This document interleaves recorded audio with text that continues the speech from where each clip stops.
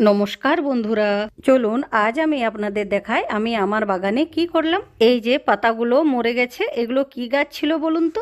বর্ষাকালে এখানটায় এই দেখুন সবুজে সবুজে ভরেছে। এবার নিশ্চয়ই বুঝতে পারছেন এগুলো কি গাছ। এগুলো হলুদ গাছ। হলুদ গাছ চৈত্র মাসে লাগাতে হয় আর কার্তিক মাসে খুঁড়তে হয়। আমি এগুলো পৌষ মাসের প্রথম দিকে মানে ডিসেম্বর মাসে খুঁড়েছিলাম। আপনাদের এখন ভিডিওটি দেখাচ্ছি।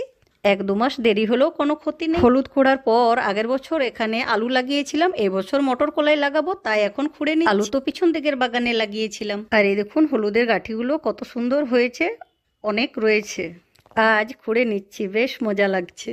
নিজের বাড়িতে হলুদ গাছ লাগিয়ে রাখা খুবই ভালো। এই কাঁচা হলুদের গুণাগুণ তো বলে শেষ করা যাবে না, আপনারা তো সব জানেন। আমি কাঁচা হলুদ পাতাতে চুনো মাছের পাতুরি করি, দারুণ লাগে। কি সুন্দর হলুদ পাতার গন্ধ বেরোয়। এই দেখুন এগুলো আজ আমি খুঁড়লাম। আমার শক্তি এই পর্যন্ত। এবার আমার পরিশ্রম একটু ভাগ করে নেব। পরিশ্রমের ভাগ কেউ নিয়ে নিলে তা অনেকটা কমে যায়, তাই হাতিয়ার অদল বদল করে নিলাম। এবার কাজটা ঝটপট হয়ে যাবে। এই দেখুন এবারে হলুদের গাঁঠিগুলো বেশ বড় বড় বেরোচ্ছে। কাঁচা হলুদ দিয়ে কালো জিরে বাটা কে কে খেয়েছেন জানাবেন, দারুণ লাগে, একবার করে দেখবেন। এই হলুদ গাছ ছায়াতে খুব ভালো হয়, সেই জন্য এই বেল গাছ আর পাতিলেবু গাছের ছায়াতেই লাগিয়ে দিয়েছিলাম। দেখুন কত সুন্দর হয়েছে। এই হলুদ গাছ টবে ছাদ বাগানেও করা যায়। এই বছর আগের বছরের থেকে ডবল হয়েছে। আচ্ছা বাই, হ্যাপি গার্ডেনিং।